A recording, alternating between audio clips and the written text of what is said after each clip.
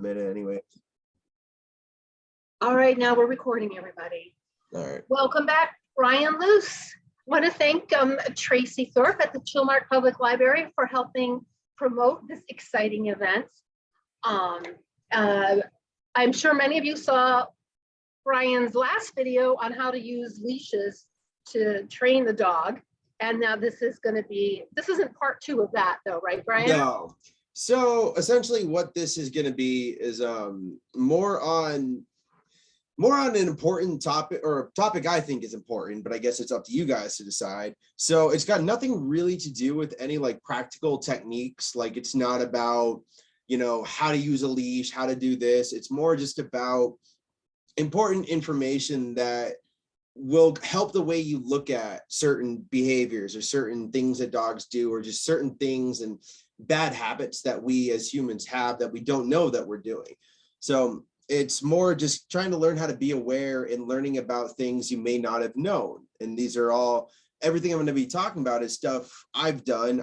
I was a dog owner first. I still am a dog owner, but these are just things I've learned along the way in my however many years of doing this that a lot of people don't talk about. So as I'm sure you've seen, the title of the presentation is your dog happy or excited? And that the reason why that's important is because they are 2 separate things. So excitement is not happiness and happiness is not excitement. Both of those things go hand in hand a lot of the time. So oftentimes an excited dog is a happy dog. They're excited because they're happy, or they're happy because they're excited. So it's a little bit confusing, and that's why I'm going to go over a lot of the differences and why it's important to know the differences.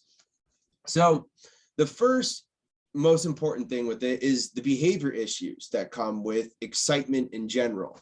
So happiness aside, a lot of things in my line of work are the result of excitement. So jumping on people is the result of excitement. Calm dogs don't normally jump.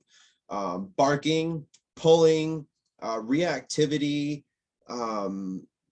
running away, not listening. A lot of these things are revolving around excitement. But we as humans, we create most of that excitement because we think we're making our dogs happier. So the more excited our dog is, the happier they must be. So if I come home from work after being gone all day and my dog is excited at the door, I think, well, wow, they're so happy to see me. I'm going to bend down and match their level of excitement, meaning their level of happiness, and reward that. And so, but then your dog starts to jump on people when they come in the house, and we go, well, I want my dog to stop jumping. And so we don't really understand that we're creating this issue by rewarding the excitement, and the excitement being what we mistake as happiness, you see? So it's not to say that excitement is a bad thing. I mean, excitement is a fun thing. It is fun to watch dogs be excited. It is fun to get dogs excited. And I'm not trying to discourage anybody from getting their dogs excited. What I basically want to go over is when to do it, when to get dogs excited, when your dog is excited or when they're happy. And so the next thing to talk about with that is, what does a happy dog look like? And it's relative for each dog, but a calm dog can be a happy dog, and most of the times they are. So, but a lot of times, and this is more common when I was working in daycare, people would see a dog relaxing over in the corner and they go, oh, that dog is sad. That dog's upset. Why are they not playing? They should be playing. They should be having fun. And who's to say that dog wasn't completely content just lying down sleeping? So we as humans, once again, we'll try to get the dog excited. Oh, well, I want you to have fun, so I'm going to get you more excited. So come on out here and come play. So I don't want you being sad and lying down. Come get excited. Big example, most common example I've experienced is when I have friends come to my house and let's say they come in the door with me and I've been gone all day and my dogs are lying on the couch. They don't even bat an eye when I come in. They look at me and they go, what's wrong? Like, don't they love you? Like, they're not happy to see you. I go, they're happy to see me. Their tails are bouncing back and forth a little bit, but they're not excited to see me. So, but that right there confuses so many people that come into my house, because their normal reaction when they come into a house of dogs is the dogs are jumping all over them, and then they're scratching them. Hey, how's it going, buddy? They go, wow, this dog is really happy to see me. They must love me. Well, they could be happy just being calm and seeing you come in the house too. But what we do is we condition the excitement part of things, and we reinforce the excitement part of things. So to kind of recap all of that, I like to think of excitement and happiness as siblings. They're similar in a lot of ways. They're usually, where there's one, there's usually another one, but they're not the same thing. They're not the same person. And they have, each one has its own pros and cons, you see? So don't always look at happiness as excitement. Don't always look at excitement as happiness. So I want to go into some details and how to distinguish between the two and break them up, and why it's important to be able to break them up. So let's go through some examples, I think is the easiest way to talk about this. And I mentioned before, the coming into the house is the biggest one. That is one of the most common behaviors I deal with in my job. And there's a reason for that. And it's because we like to reinforce that excitement. We like to reinforce that it's validation for us. So it's almost a selfish thing a lot of times, even if we don't intend it to be, that my dog loves me so much that they are sad when I'm gone. And when I come home, they're so excited to see me. They run around the house, they grab a bone, they jump all over me. They might even pee at the door. They're so happy to see me. So that usually what I tell people when they ask me, well, how do I stop my dog from jumping on guests, is to teach them how to not react to that excitement. So if I, as the dog owner, I'm the one coming in and out of the house the most around my dogs. So every single time I come through a doorway or come through my door, I have an opportunity to show my dog, do I want you to be excited when people come through this doorway? And so when I come through and I pet, touch, talk to, reward that excitement that my dog is displaying, I'm reinforcing that. And so then they build this pattern of association, which is going to be a big thing we're going to talk about a lot too, where the pattern is people in the house, people coming through the door means excitement. So I got to get excited because I get pet, I get talked to, and I get attention, and I like those things. So now they start doing it to other people, but those other people maybe don't like it as much, or maybe the dog reacts more intense because that person is starting to ignore them now. Maybe they don't want dogs jumping on them, so the dog will now jump harder. They get more excited because the thing that was normally reinforced, giving them pleasure, is not happening anymore. So the easiest way to deal with something like that, like excitement around a certain area, it doesn't have to just be people coming into the house. It could be going outside. So you go to open up the door to let the dog out, and they're so excited. They're tapping their feet and they're getting ready, and you open the door, and the next thing you know, the dog bolts out the door. And maybe they take off down the street. They see somebody. They see a squirrel, a person, a dog, anything. Or maybe they just get the zoomies. And we'll talk about that in a minute too.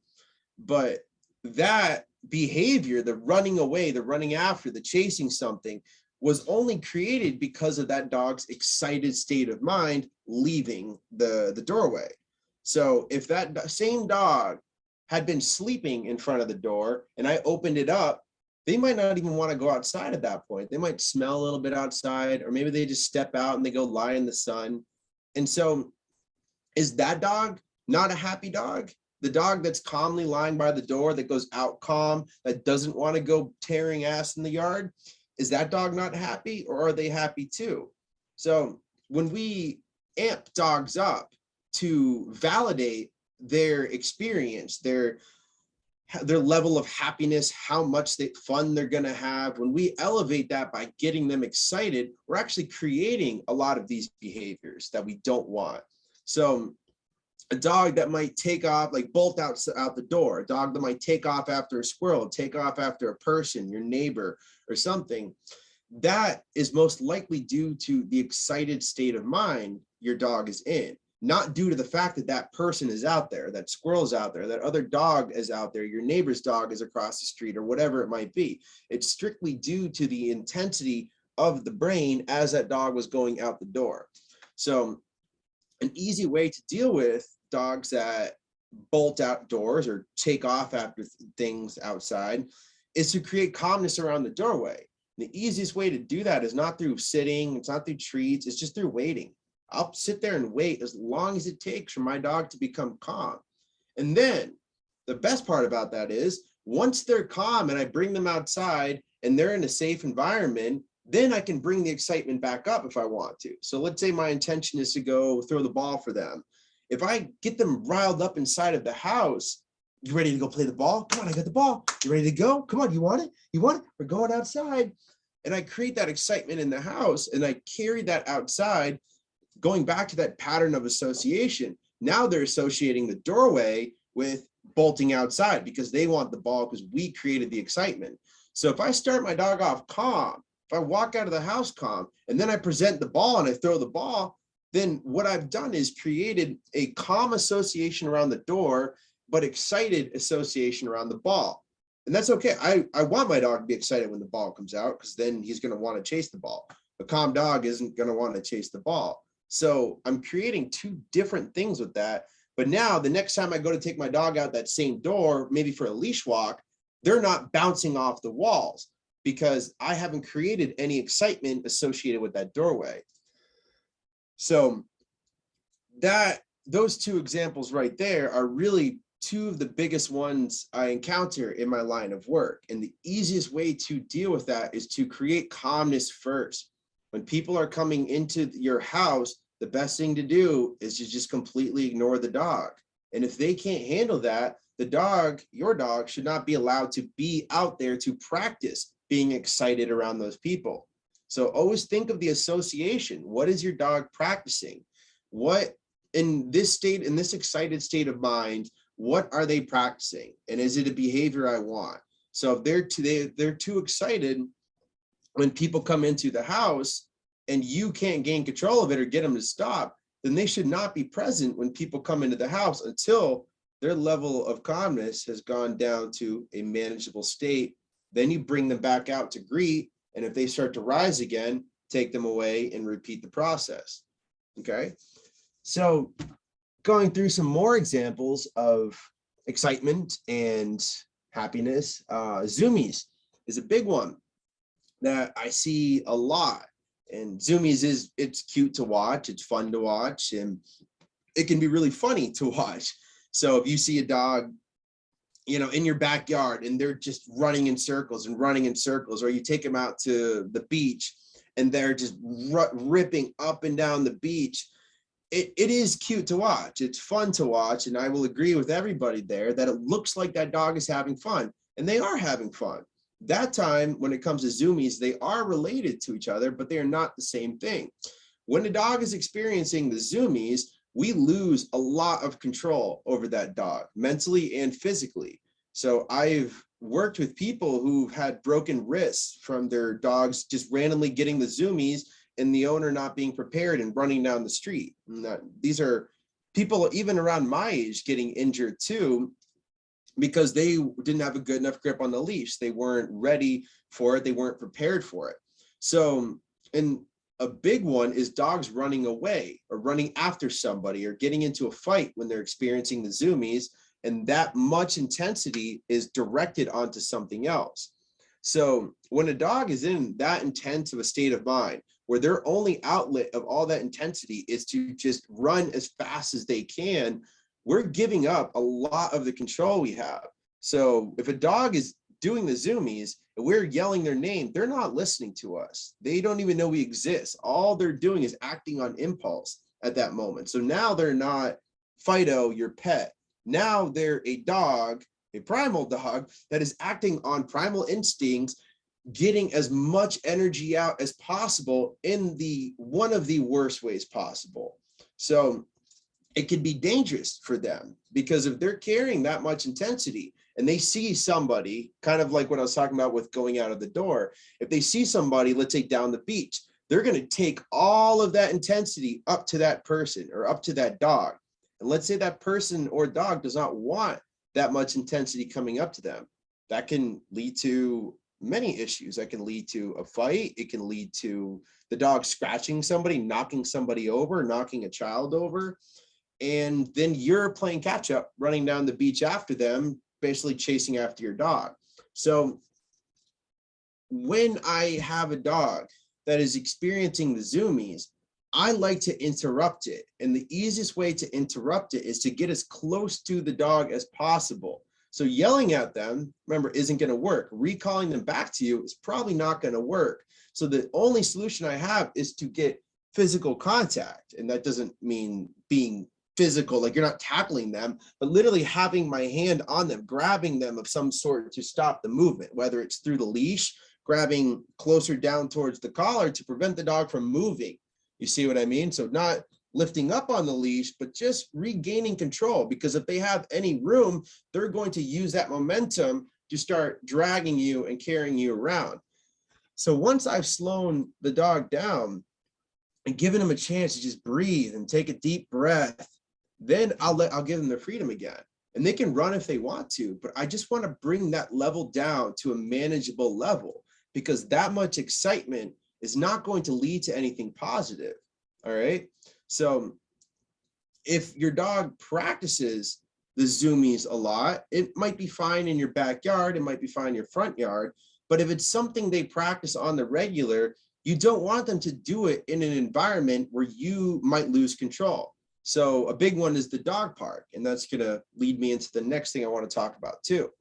So the dog park has all different types of dogs, obviously, and each one of those dogs has a different preference on play styles and who they want.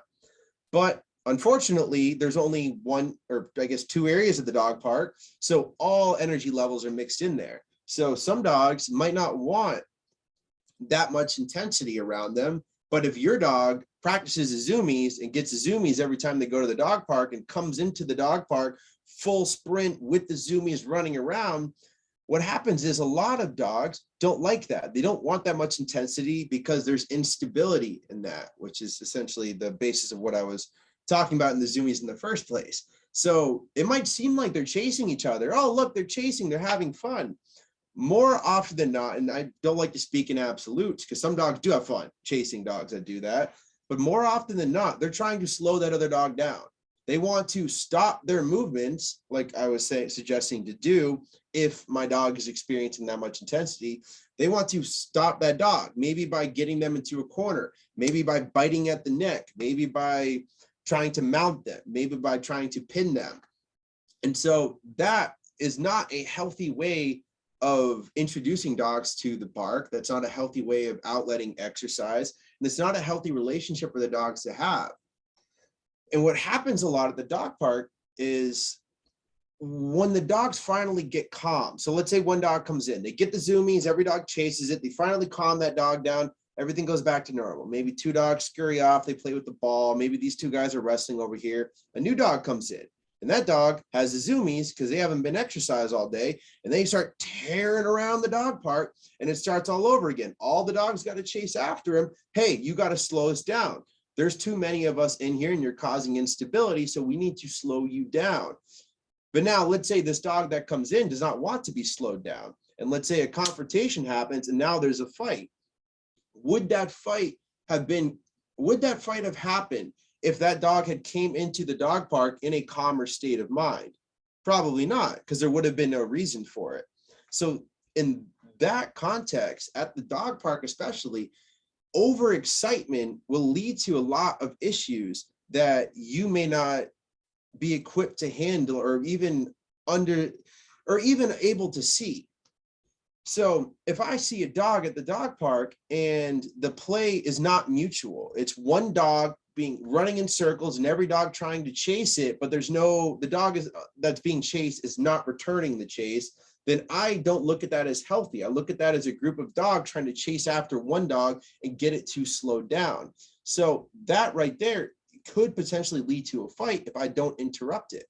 But a lot of times we don't interrupt play because it looks to our eyes like they're having fun. So if you're ever at the dog park, and I'm not against dog parks, I like dog parks, but if you're ever at the dog park and you're unsure if this is healthy play, if this is appropriate play, all you need to do is interrupt it. Just go step in between them. Hey, slow it down for a second. And if they slow down and they go right back to playing, then it was probably good. If you stop it and one dog goes and walks away, then that dog probably wanted to stop in the first place. But sometimes they don't know that they can stop. So when the intensity and the excitement is at a 10, they don't know that they can drop it down by calming down, you see? So they'll try to escalate it higher. Maybe the dog being chased wants to run even faster. So then all the dogs chasing them need to run faster than that dog, or they need to be more intense. And when all that intensity collides with each other, bad things can happen. So my biggest thing when I'm working with dogs is safety. And when I'm at the dog park, I want things to be safe for my dogs, for the dogs that are in the park. And the easiest way for things to be safe is to not let things get out of hand. Despite how fun it might look, despite how much exercise they might be getting out, it can be overwhelming for a lot of dogs, and it can create what a lot of people can perceive as aggression. But in reality, the dog might just not want things to be that crazy. They might just want things to be toned down a little bit. So if you do go to the dog park frequently, make sure you're just calming your dog down a little bit more than normal every single time you go in. Wait for them to be a little bit calmer. Wait for them to be a little bit calmer until you get to the point where you get to the dog park. You can walk up to the gate, open up the door, and your dog is not at a 10. Maybe they're at a 5 or a 4, and they're just happy to be there and happy to mingle with the other dogs. So try doing that. Anytime, it doesn't even have to be the dog park, it can be the trail. You pull up to go hiking. And if your dog is in the back of the car drooling and whining and barking and really overexcited, if you let them out of the car and go hiking on the trail with that much excitement, they're going to carry that with them the whole time. And so then your dog might be more prone to running away from you or not listening to you because they're so hopped up on adrenaline and excitement that they can't think rationally.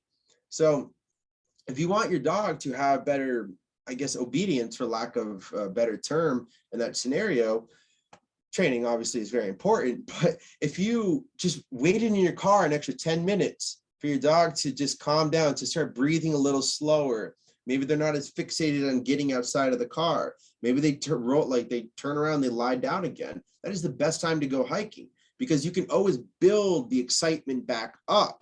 It's a lot harder to take it away. So if your dog is bolting down the trail with excitement because they need to get that energy out, it's going to take a long time for them to physically run themselves out, especially if you have a very active dog. But mentally, it's a lot easier to slow them down mentally, and that will affect how fast they go physically. So if I'm working with a dog that's going too fast for my liking, they're running away too fast, they're moving too quick, or they're carrying too much intensity that I don't really want that much intensity, I'm just going to stop moving for a little bit and let them come back down just a little bit more. They don't have to be going to sleep. They don't have to be completely calm. I just want to bring it down to somewhere that's manageable. So now we're finding the balance between fun and excitement. So to validate my perception of my dog's outing, if I only validate it based off of how much excitement they've had. So, oh, I brought them to Lucy Vincent and they played with every single dog and they probably ran 5 miles bolting up and down the beach. Well, it sounds like they had a lot of fun, but how much control did you really have over them? And did your dog need to do all of that to have a successful outing? So did the dog that bolted down the beach and ran up to every dog and every person have more fun than the dog that just kind of trotted along smelling the sand, the shells, peeing on the cliffs and just having a good time with their owner? I don't have an answer to that question, but I would like to assume that both had an equally as good time. So except the difference being one was a lot more manageable and under control and a lot safer. So find the balance for you and your dog. I don't have the answer to every dog. I have a very high energy dog myself who loves to run. So I let him run. If I'm out at the beach, he can run around all he wants, but I have it to a level where I'm not going to lose control, where he's not going to become this overexcited zoomies dog that's rushing up to everybody and everything, and I'm running down the beach after him. So if I see him start to get to that point, because he will do that, I need to get closer to him, call him back to me, maybe leash him back up, just get him back under control, let him go back down to a manageable level, and then I'll let him go again. And then he might not want to rush up to everything, or he might not want to run away from me. He might want to just kind of trot within a 15-foot radius of me and have a good time. So I really hope that helps give you some perspective on the difference between excitement and happiness, and just how closely related they are, but how different they are at the same time. One of the last things I wanted to talk about, and I kind of touched on this a little bit already, but I'm just going to give some more specific examples, is, before people go on walks, is another really big thing I see a lot of times. And I think we do this because it's just what we've always done. So getting our dogs excited before walking. So if I pull a leash out and I start really excitedly asking my dog, hey, do you want to go for a walk? You want to go for a walk? Come on, we're going for a walk. Let's go. Well, of course, my dog is going to get up and be like, yeah, that sounds awesome. I love going for walks. And their butt's going to be wiggling and they're going to be jumping up and down. Like, yes, we're going for a walk. Let's do it. And I put the leash on them and I walk out the door. But now I'm going out on my walk with my dog, carrying all the excitement I created in the house. So even though I know that that part is over, the getting them excited part is over, to our dog, they're still living in that. They're still living in that moment when I pulled that leash out and I got them excited. So what this does is it creates pulling for the biggest one, but it can create frustration, because now we have an excited dog that's restrained by a leash, and maybe they see another dog and they go, hey, I want to take all this excitement that I'm feeling and share it with that dog across the street, because I'm feeling good right now and I want them to feel good too. But now they're restrained by a leash. And so now we're creating frustration, which will cause pulling. And if you were in my last presentation, it's going back to the opposition reflex, where the more we pull on them, the more they want to pull against us. So now we're creating behavioral issues that didn't need to exist. So when I'm inside the house, I want to start things off as neutral as possible. So if I'm getting my dog amped up because I want them to have more fun on the walk by getting them more excited, then all I'm doing is creating more issues for my walk itself. So if I take a dog, I know you guys can't see it, but both of my dogs are sleeping by my feet. Right now, this is the best time to go take them for a walk. When they're tired, they're calm, they're relaxed, or just hanging out, because I know if I take them out in this state of mind on a walk, they're going to carry that with them. So they're going to hang out by my side. They're just going to calmly smell the bushes, pee on some things, and that's going to be it. It's going to be a very uneventful walk. But if I got them really jacked up right now because I want them to have more fun on the walk by getting them more excited to validate my perception of the walk, then now my dogs are going to carry all that with them. So it's really important that you look at what scenarios are we adding unwanted excitement to, and did I need to add that? So think about it in the sense of, at the end of your, reflect back on it. At the end of your walk, did your dog have more fun because they were more excited? Or do I think that they had more fun because they were more excited? So I don't want you guys to think that I'm against getting dogs excited. I don't want you to think that I'm against having fun and I'm against doing exciting things with your dog, because I'm not. Most of what I do when I'm training is trying to build motivation. The best way to build motivation is through excitement. But it's all about context. If I want to create a calmer and more under control dog, I need that dog to be calm. So if I'm dealing with pulling, barking, jumping, biting, reactivity, the first thing I always go to and some of you guys in here have actually worked with and have experienced this, is I'm focusing on calming that dog down first. So moving at a slower pace, not doing as excited activities. So maybe instead of throwing the ball constantly for exercise, I go take a very slow walk down the street, and I'll go sit down on a bench for a little while and recondition that dog that just because we're outside does not mean we need to be at a 10. So think of the patterns you're creating and associating them with. So anytime your dog is excited, they are practicing something. They're making associations. And do you want those associations to happen all the time? So I think that about does it from my end. Obviously, I could keep going on about this for forever, but I don't, I think I got my point across. No, you did. Thank you, Brian. I'll see if anybody has questions while they find their unmute button. But oh my gosh, I've been doing it wrong all these years. Yeah. Open to questions. We have a chat bar on the side too. I don't know if people want to talk to me. I don't know how you want to do this, but yeah, we can take the next 30 minutes to answer any questions. Can I ask one question? Yeah, let's do it. Okay. So I don't have the trouble where the dog gets too excited. I have the trouble where I'm walking the dog and the dog realizes I'm going to go home and doesn't want to go and just sits down. So yeah, I guess that's kind of the opposite. So let's talk about the patterns of association right there. So this is something we talked about a little bit. For whatever reason, that dog has made the decision that at this point in time, let's say it's the moment they know we're heading back to the house, or let's say it's a certain point on your walk, at some point they practice the behavior, and then every time they do it, they reinforce it.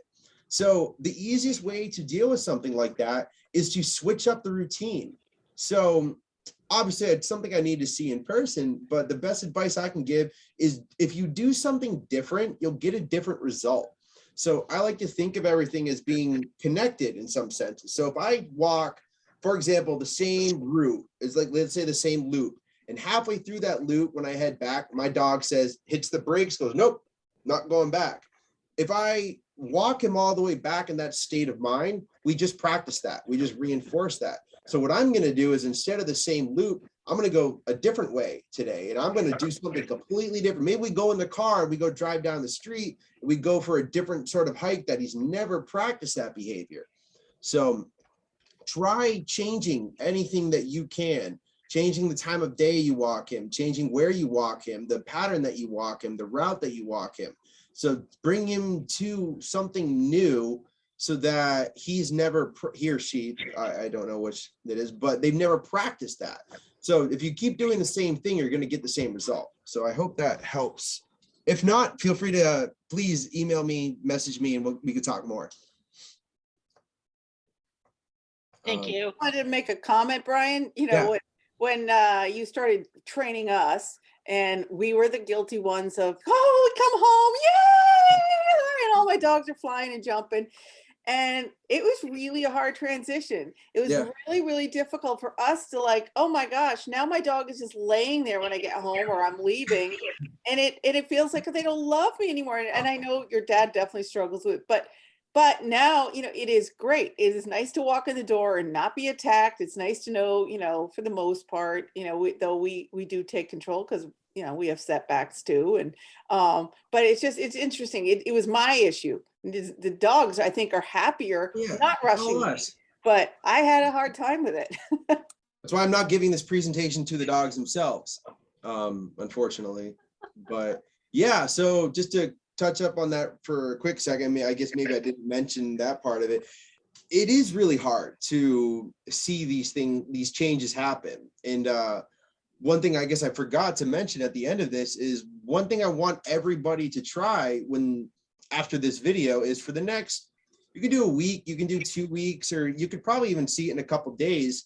When just stop, I don't want to say stop, talk to your dog a little bit less. So do not talk when you leave your house, do not talk to them when you come home, and only speak to them when they're in a calm state of mind, unless it's to give an actual command.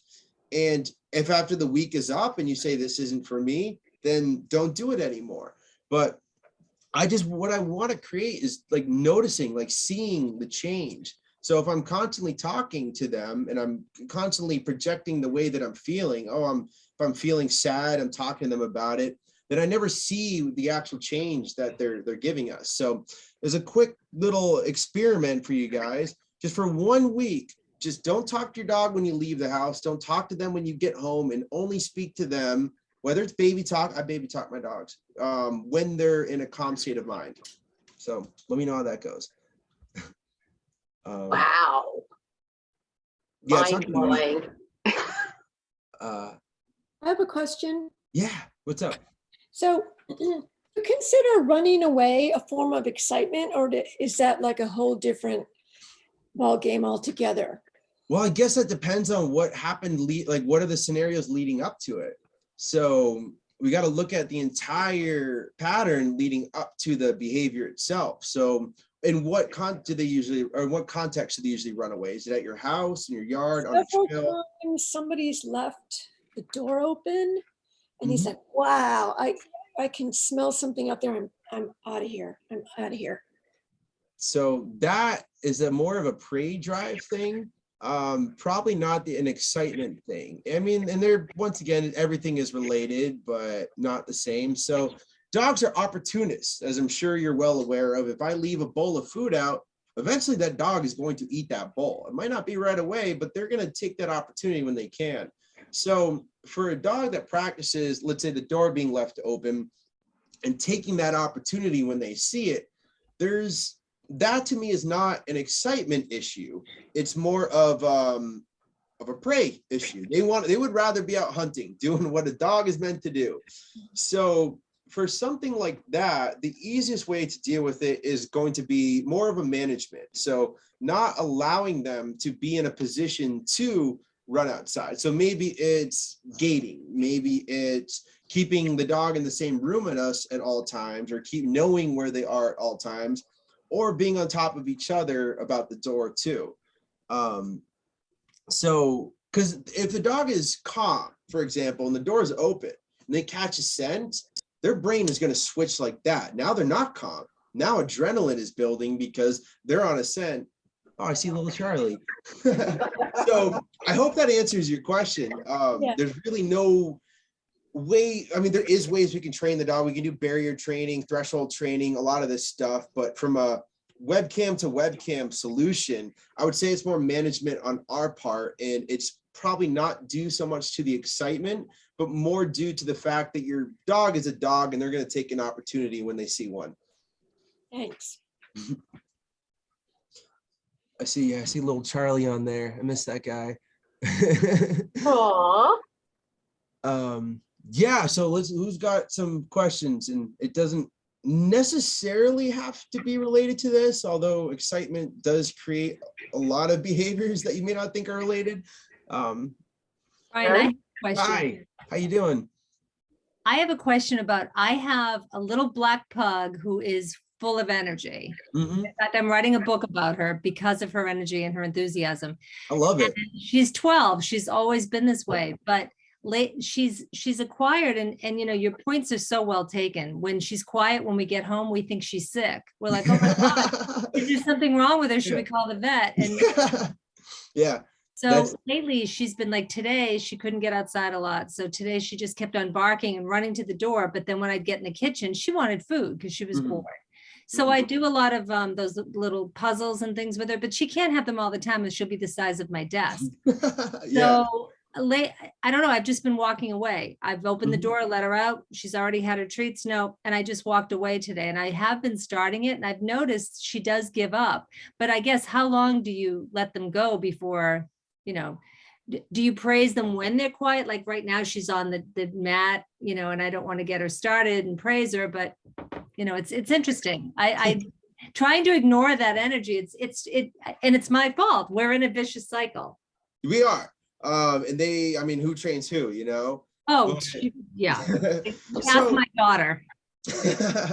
You know, we're all human, okay? We all do it, and we're all set in our ways to some extent. So it's about being aware of this first, and then, like I was explaining to one of the last questions, if I want to create a different behavior, I got to do something different. So Right.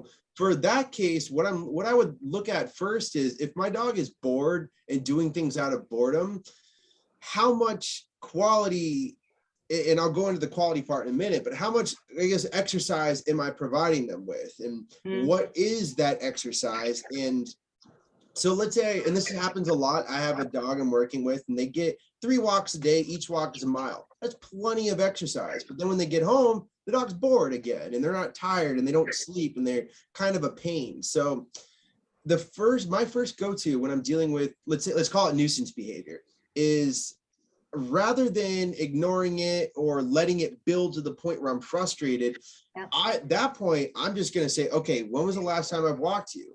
Has it been 4 or 5 hours? You probably need some exercise, because I would rather stop what I'm doing, walk my dog to get quality exercise, because walking is very good exercise, then, you know, obviously, like I can't give them a puzzle every time when they're bored, Right. because then that's conditioning them to go, I'm bored, Mom, give me something. So look at it from the sense of, are you providing them mentally and physically with everything that they need?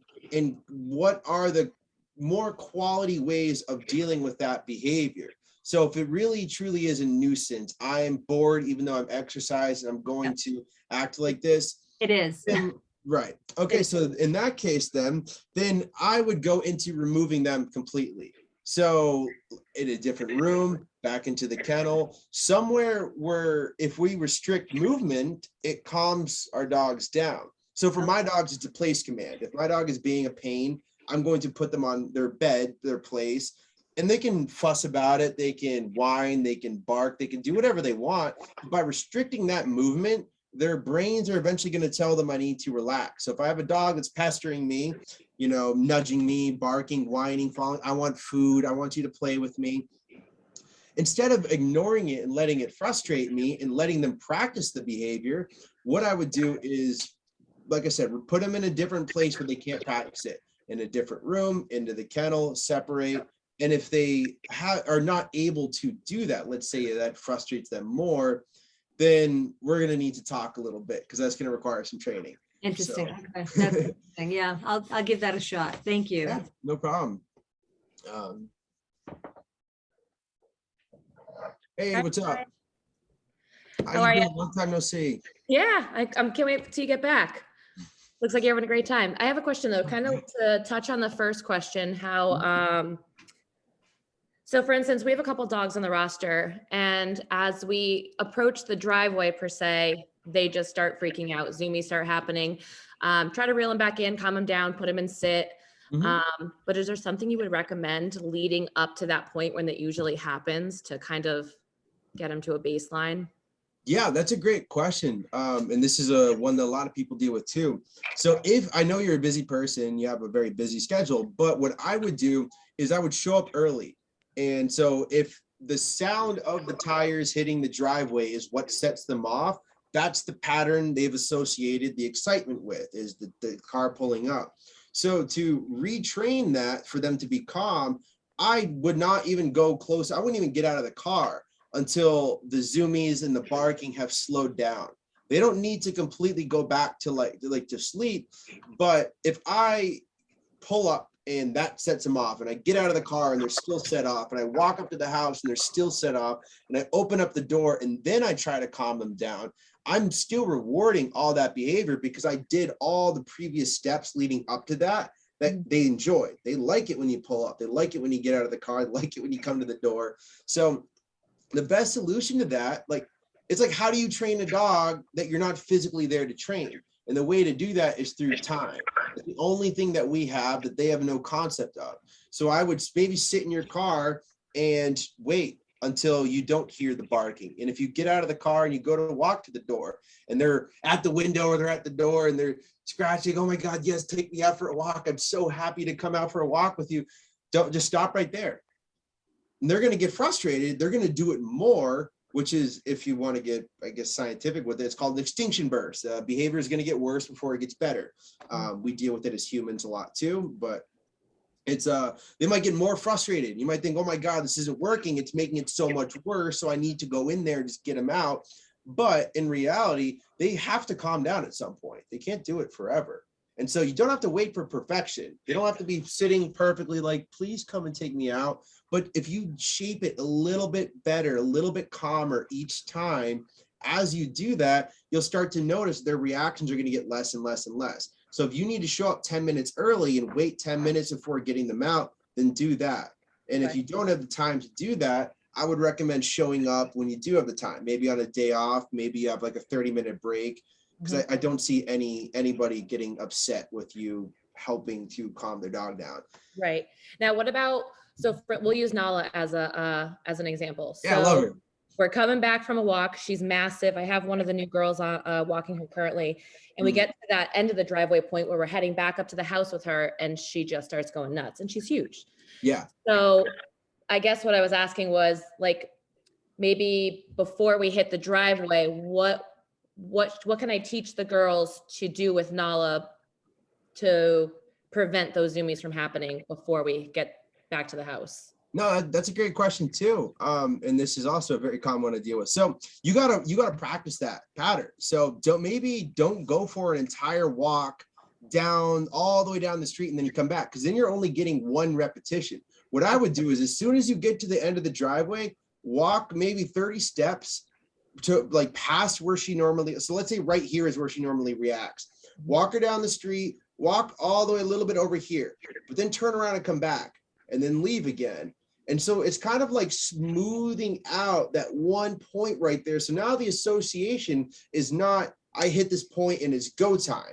Because if you go for an entire walk and then you come back and right here they get excited, you only have one opportunity to train that. So if they start displaying that excited behavior right here, I'm not going to keep walking. I'm going to go back and I'm going to try it again. So I'm going to walk her away back to where we were until she goes, okay, I've forgotten about that spot. I'm going to go smell the ground again and do something else. Then I'm going to walk her back. And if her intensity starts to rise, I'm going to walk her away again. And I'm going to do that as many times as I need. And once I pass the threshold, so let's say after 3 tries, I hit this point, I pass the threshold and she's not getting excited, I'm going to turn back and I'm going to do it again. Because now we're practicing going calm back and forth. And I want to get more repetitions of that in, rather than the repetitions of excited. So a pattern has been created and reinforced and practiced, okay? And the pattern is with that spot, with that end of the walk. And so if we're experiencing that, then I want to practice that one area. That's where and me personally, if I was there with Nala doing that lesson, I would spend 30 minutes just walking back and forth to the point where she got so bored, she's not going to care anymore, because now we've created a neutral response. So I hope that answers your question. Yeah, that's great. That was perfect. Thank you so much. All right. Sarah, do you have any questions? I see your thing on. Yeah, I was gonna ask a question for my mom about my mom's dogs. She has a golden retriever that's like constantly jumping up on the counter and like eating the food. Oh, so fun. But she tried everything. Like she tried like a foghorn. She tried like a trainer told her to put like bacon on a sheet pan and then like, you know, push the sheet pan off. Like she's tried everything and she like is undeterred. And she won't stop. She can't stop. Won't stop, can't stop. So it's a long practiced, very well ingrained behavior now. So obviously the more a dog practices something, the better they're going to get. So much like with the dog running out of the door, I want to look at, well, it's almost unfair for your mom to put her dog into the position where she's able to do that and then get mad at her for doing it. So it's like, if I want my dog to, I don't know, stop, if I want a kid to stop eating out of the cookie jar, I'm going to stop putting the cookie jar where the kid can get to it. So if I want my dog to stop doing something, I'm going to, and I can't watch them 24/7. So I need to make sure I'm not giving them access to it. Yeah. So the easiest solution is not going to be, let's say, waiting for them to do something and then try and address the behavior. Yeah. I'm going to completely block off my kitchen. You lose all privileges into my kitchen. Yeah. I'm going to put gates up. I'm going to do everything I can. And if I can't do that, then my dog is going to have to be in my sights at all times. If I'm upstairs, my dog's lying down next to me. If I'm downstairs, they're with me. If I'm on the couch, they're right next to me. And if I have to use a leash to do that, I'll do that too. So you have to take the freedom away and slowly give it back to them, and for them to earn your trust again. Because if a dog is full reign of everything they want, well, why should any punishment, for lack of a better term, be more motivating than the reward they get for doing it? Hey, sneaky tell to you, Sarah. Hero, Brian's dog, will eat trash. And unless, so what we do, we cover the trash. Yeah. So he has no opportunity. That was the easiest solution was, okay, he will eat the trash. He's tall enough. My dogs are too short. And so Brian's like, okay, we'll just cover the trash. Yeah, doesn't need a sense. Solve the problem. Yeah. So, yeah, Carol. Can I just poke in for a minute? Yeah. Right, this is Mom. This is I figured as much. Right, and I wanted to say how much improvement I saw in Charlie when you were working with Sarah and Charlie. So Charlie comes, yes, so that was really fun. And so I don't just yell at her, get mad when she's really definitely learned this, and we definitely like try to cover the food, take the food away, keep her next to me at all times. But she's pretty crafty and smart. But I'm sure. Oh yeah, like she waits, she'll like see if I'm watching her. I mean, it's really quite, at any rate, I love all the things I've heard from you tonight. And I said to Sarah, I look forward to maybe coming over. I'm going to get a third dog. So it's going to be busy. Your mom talked her into it. Cool. Yeah. More the merrier. So anyway, I look forward to hearing more from you. I just loved hearing you tonight. I think you're terrific. So thank you. I appreciate it. Okay, great. Yeah, I know. It's I guess to go with your dog, it's they get really good at practicing behaviors we don't want. And so when the first thing I'm really looking at when I'm dealing with a practice behavior is how can I prevent them from practicing it ever again? Okay, so excuse me. So proximity is very important, or I guess what they have access to, how close they are to something is very important. So if all of my issues are happening in a certain area, before I'm really trying to fix in that area, I want to create newer behaviors. And what I mean by this is if I restrict access to a certain area where my dog practices bad behavior, they're not practicing that anymore. And then from there, I can set up controlled scenarios. So let's say now I can bring my dog into the kitchen when I'm in there and I have control and I have eyes on them. And now if they do any of the behaviors, I know where they're at in their training. And the second they do this, it's not so much about how we deal with it. It's about what do we take away. So freedom is the one thing we're always going to have control over.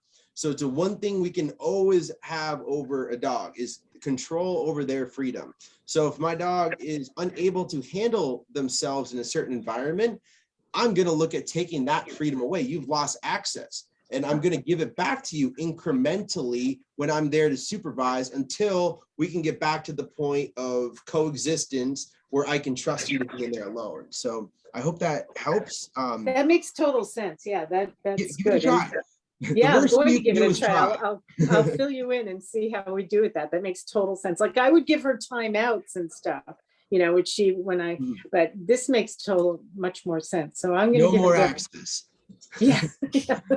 Lost kitchen rights. Yes, exactly. Thanks. Yeah. Wait, we can take one last question. Yeah, that'd be great. All right.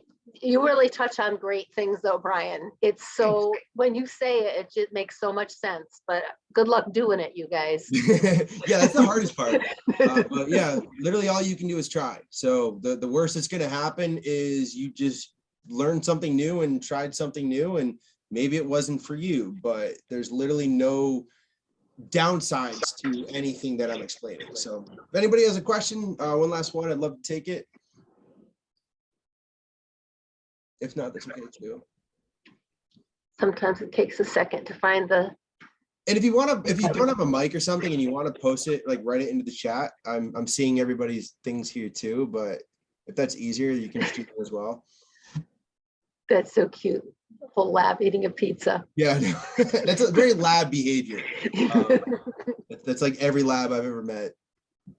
They're very, I mean, lab, pretty much you could, everything I talked about today, you could summarize as a lab.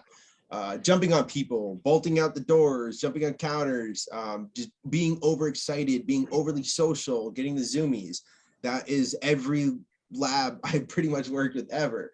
It's what makes them great, but if we're able to distinguish and understand when to slow things down and when to speed them up, we can have a much better relationship with that animal, and we can experience and enrich their lives in much better ways. That's a good place to stop right there. I'm okay with that. Lives. All right. Thank you so much. Thank you, everyone. Yeah, thanks, guys. I appreciate this. Till next time. Till next time.